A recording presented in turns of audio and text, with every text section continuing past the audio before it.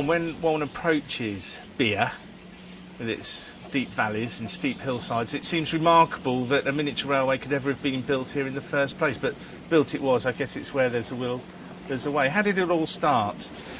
Many years, 32 years ago to be precise, Sidney Pritchard, the founder of the Pritchard Patent Product Company, known more commonly as PICO, was very much a railway enthusiast. He'd started his own model railway manufacturing business back in 1946 and subsequently moved to this site by virtue of the fact the local authority were looking for a manufacturer to come and do something on this site. And model railway manufacturing came first, and shortly afterwards people started coming to visit the model shop and small exhibition that was started to show off the products, if you like. And they said, well, we want a cup of tea, we want somewhere to go to the toilets and have a picnic. So he started a small area of garden up here, and he thought, what better place with a view like this to put a miniature railway, which he was very fond of as well. So initially, perhaps about 100 yards of 7¼ inch gauge railway went down from just the station we were at a short while ago up to where we are now, and it all developed from there. But not the easiest site in the world to put a miniature railway. No, some earthworks required. Some gigantic earthworks. There's a 30-odd feet cutting was the first major earthworks to be done to bring the railway back on a loop to the station. Huge tunnels, 180-foot long tunnel. We think the only real genuine substantial tunnel on any miniature railway in this country, whereby it actually takes the railway under the main car park for the site. Again, a major undertaking.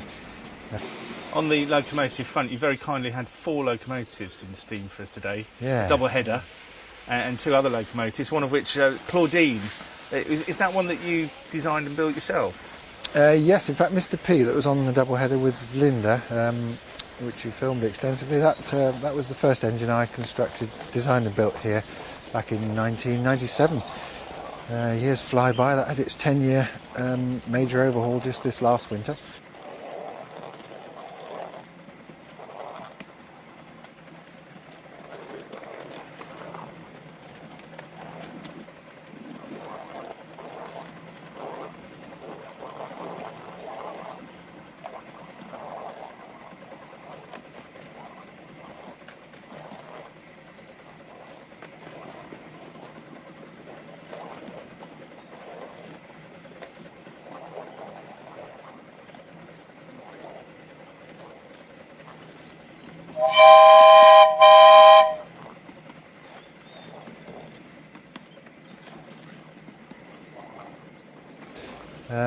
Claudine came somewhat later. That was 2 years ago, in 2005, which coincided with the 30th anniversary of the railway opening.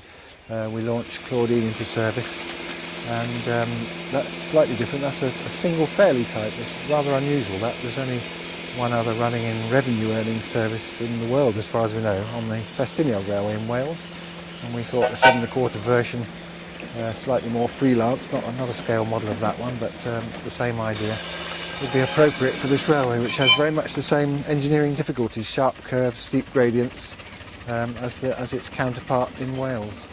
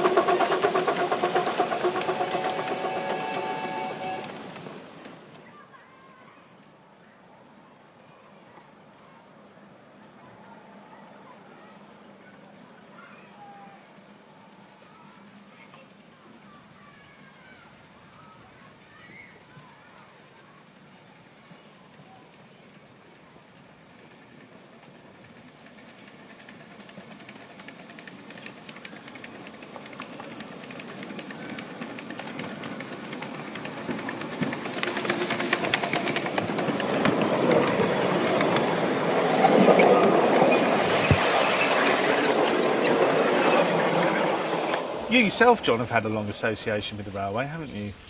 Yes, in fact, my mother until very recently kept asking me when I was going to get a proper job. I don't think I've got much hope of that now. Now I've been here for, this is my 17th season, and a number of jobs before that on miniature and narrow gauge railways. In fact, since I was 21 I first started full-time steam railway. Some call it playing trains, but I call it a profession myself. One of the innovations that you've brought here is fully automatic signalling, isn't it? And on quite a complex circuit as well. Yes, we do have a very complex circuit for a miniature railway. We've crammed a lot in, as you can see, to a fairly small space, and we've got lots of bi-directional running. We've got a tunnel with a blind, dark bend in the middle. So the signalling is really paramount. Obviously health and safety is everything nowadays. I can't claim full credit for the signalling. I sort of laid out a specification, and a very clever chap who was an ex-British Railways signal design engineer did the design work, and myself and Brian, one of our drivers who's very capable with a soldering iron, have installed it, along with help from many others, of course. But yeah, we're very pleased with it. It's meant a much greater degree of flexibility in terms of the operation of the railway. It's very, very useful.